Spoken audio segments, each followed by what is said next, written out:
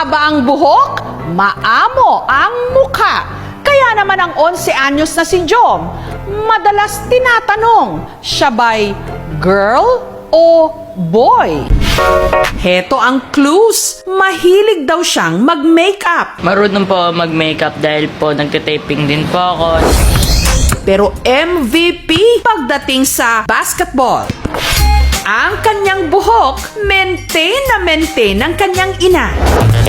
Ngunit kung makapag-bike, pre, ang angas. Pagdating sa sayawan, napakalambot ng katawan. Kaya para matapos na ang palaisipang ito, ano ba talaga kuya?